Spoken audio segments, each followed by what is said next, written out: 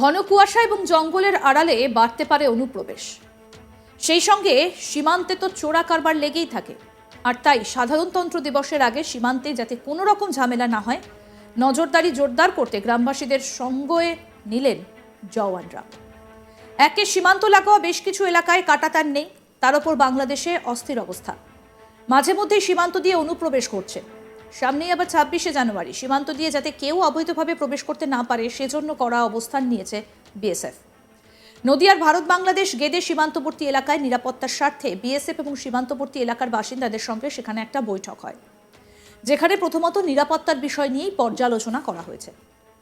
বারবার অবৈধভাবে বাংলাদেশি অনুপ্রবেশের ঘটনা সামনে আসছে, পাশাপাশি চোরা চালান কারবারিদেরও বারবারন্ত বাড়ছে। নিরাপত্তার স্বার্থে বৃহস্পতিবার বিএসএফ এর সঙ্গে মূলত গ্রামবাসী এবং সীমান্ত এলাকার চাষিদের সঙ্গে জরুরি ভিত্তিতে বৈঠক শুরু হয়। সীমান্ত এলাকায় বিএসএফ এর নজরদারিতেও সমস্যা হচ্ছে। সীমান্ত এলাকা দিয়ে রয়েছে একাধিক ঝোপঝাড় এবং ঘন জঙ্গলে ভরা। সীমান্ত এলাকায় রয়েছে বড় বড় গাছও। গ্রামবাসী এবং চাষিদের সঙ্গে বিএসএফ এর আলোচনার প্রেক্ষাপট ছিল অবৈধভাবে অনুপ্রবেশ এবং চোরাচালানকারীদের অবৈধ কার্যকলাপ বন্ধ করা, পাশাপাশি নিরাপত্তা বলয় তৈরি করা। সীমান্ত এলাকায় বড় বড় গাছ কাটার ক্ষেত্রে ডাকা হয়েছিল ফরেস্ট ডিপার্টমেন্টের আধিকারিকদের। সকলের উপস্থিতিতেই বিএসএফ এর পক্ষ থেকে সিদ্ধান্ত গ্রহণ করা হয়েছে। বাংলাদেশের উত্তপ্ত পরিস্থিতির পর থেকেই তৎপরতা লক্ষ্য করা যায় বিএসএফ এর। নিরাপত্তা বাড়াতে আরও এক ধাপ এগিয়ে গ্রামবাসীদের সঙ্গে নিয়েই বড়সড় সিদ্ধান্ত বিএসএফ এর। অনুষ্ঠানে উপস্থিত ছিলেন ফরেস্ট রেঞ্জ আধিকারিক গোবিন্দ প্রামাণিক। কি বললেন তিনি, শোনাব। এই কাঁটাতারের পাশে গাছগুলো কাটার জন্য কি গ্রামবাসীদের কি জানালেন আপনি? বিএসএফ এর তরফ থেকে আজকে আমাকে এখানে ইনভাইট করা হয়েছিল এখানকার গ্রামবাসীদের নিয়ে একটা আলোচনা করার জন্য।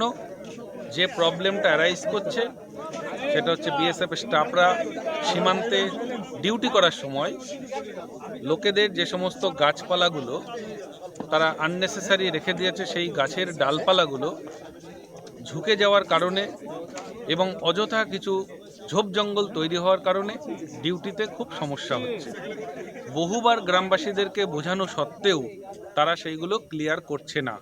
তাই কমান্ড্যান্ট স্যার আমাকে বলেছিল এর মধ্যে একটু ফরেস্ট যদি ইন্টারফেয়ার করে বা আপনি যদি এসে একটু এনাদেরকে কিছু বোঝান, যদি কোনো উপকার হয়।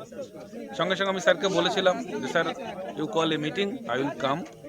সেই মতন খুব তাড়াতাড়ি উইদিন এ উইক মিটিং ডাকা হয় এবং সেই মিটিংয়ে গ্রামবাসীরা সকলে উপস্থিত থাকলো। বিএসএফের সকল কর্মচারী ছিল। সকলকে নিয়ে গ্রামবাসীর উদ্দেশ্যে বার্তা দেওয়া রইল, বলা রইল এই কাজগুলো যেন তারা অবিলম্বে করে নেয় এবং আমাদের যে 2006-এর নন ফরেস্ট এরিয়ার গাছ কাটার যে নিয়ম কানুনগুলো রয়েছে সেগুলো সম্পর্কেও তাদেরকে অবগত করা হলো এবং তাদেরকে বারংবার রিকোয়েস্টের সুরে বলা থাকলো যে অবিলম্বে যেন তারা এই যে গাছগুলো বা যে ডালপালাগুলো ঝোপঝাড়গুলো বিএসএফদের ক্লিয়ার ভিজিবিলিটিতে ডিস্টার্ব করছে সেগুলোকে কেটে নিতে তারা আমার সঙ্গে সম্মতি প্রদান করেছে। এবং আমি বলেছি আফটার এ ফর্টনাইট আমি আরেকবার এখানে ভিজিটে আসব, এসে দেখব যে আমার এই কথার আপনারা কতটা গুরুত্ব দিলেন।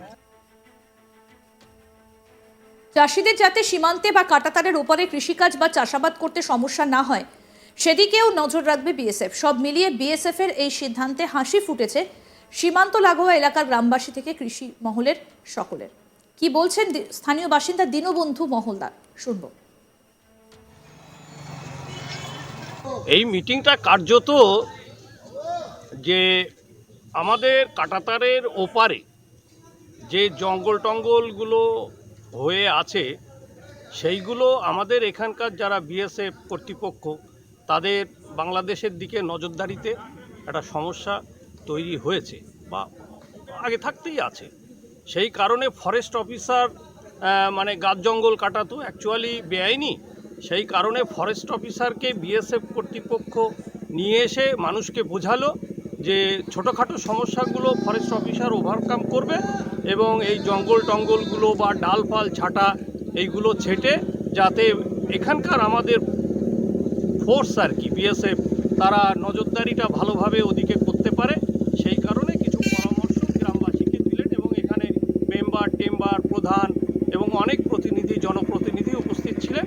তাদেরকে এটা একটা বুঝিয়ে একটা পরামর্শ পরামর্শ দিলে যাতে, যেহেতু বাংলাদেশে এখন একটা কঠিন সমস্যা, আমরাও বুঝতে পারছি, আমরা সীমান্তের মানুষ, যে একটা প্রচুর কঠিন সমস্যা আমাদের সামনে আবার এসছে সেই 1971 সালের মতো। এখন এই পরিস্থিতিতে আমি মনে করি যে আমাদের গ্রামবাসীর প্রত্যেকের, এই সীমান্তবর্তী মানুষের বিএসএফকে সহযোগিতা করা উচিত এবং ওরা যেভাবে বলছে সেইভাবে ওদের পাশে দাঁড়িয়ে আমাদের দেশের স্বার্থে এটা করা উচিত আমি মনে করি। আরও এক স্থানীয় বাসিন্দা কি বলছেন আসুন শোনাই। 26শে জানুয়ারি উপলক্ষে বিএসএফ যেটা করছে এটাকে আমি স্বাগত জানাই। আগামী দিনে যাতে আরও বিএসএফ উৎসাহ উদ্দীপনার সাথে কাজ করে সেটাকেও স্বাগত জানাই এবং জঙ্গি মুক্ত করার জন্য বিএসএফের উদ্যোগকে স্বাগত জানাই। তা আপনি কি মনে করেন জঙ্গল কেটে ফেললে সুবিধা হবে? অবশ্যই সুবিধা হবে এবং সমস্ত মানুষ দেখতে পাবে, বিএসএফরা দেখতে পাবে, তাহলেই আমাদের জঙ্গি মুক্ত হবে এবং জঙ্গিপনা কাজটা বন্ধ হবে। ঘন কুয়াশা এবং জঙ্গলের আড়ালে বাড়তে পারে অনুপ্রবেশ, সেই সঙ্গে সীমান্তে তো চোরা কারবার লেগেই থাকে। আর তাই সাধারণতন্ত্র দিবসের আগে সীমান্তে যাতে কোনো রকমের ঝামেলা না হয়, নজরদারি জোরদার করতে গ্রামবাসীদের সঙ্গে নিলেন জওয়ানরা। একে সীমান্ত লাগোয়া বেশ কিছু এলাকায় কাঁটাতার নেই, তার উপর বাংলাদেশে অস্থির অবস্থা। মাঝে মধ্যেই সীমান্ত দিয়ে অনুপ্রবেশ করছে। সামনেই আবার 26শে জানুয়ারি, সীমান্ত দিয়ে যাতে কেউ অবৈধভাবে প্রবেশ করতে না পারে সেই জন্য কড়া অবস্থান বিএসএফের। নদিয়ার ভারত বাংলাদেশ গেদে সীমান্তবর্তী এলাকায় নিরাপত্তার স্বার্থে বিএসএফ এবং সীমান্তবর্তী এলাকার বাসিন্দাদের সঙ্গে একটা বৈঠক হয়েছে, যেখানে নিরাপত্তার বিষয় নিয়ে পর্যালোচনা করা হয়েছে।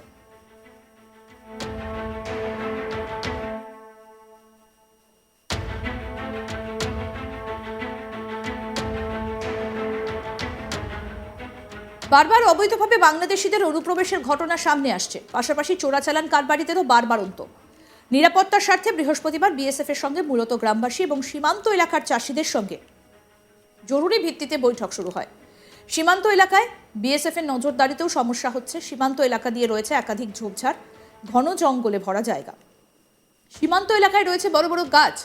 গ্রামবাসী এবং চাষিদের সঙ্গে বিএসএফ এর আলোচনার প্রেক্ষাপট ছিল অবৈধভাবে অনুপ্রবেশ এবং চোরা চালানকারীদের অবৈধ কার্যকলাপ বন্ধ করা।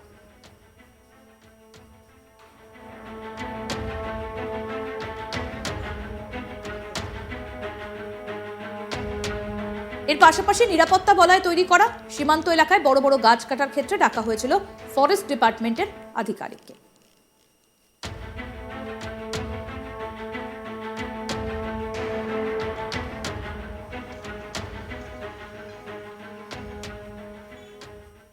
আরও আপডেট পেতে দেখতে থাকুন আজ তাক বাংলা। সাবস্ক্রাইব করুন, নোটিফিকেশন পেতে বেল বাটন অপশন প্রেস করুন, হোয়াটসঅ্যাপে ফলো করুন আজ তাক বাংলা। ভিডিওটা লাইক করুন, শেয়ার করুন, কমেন্ট করুন।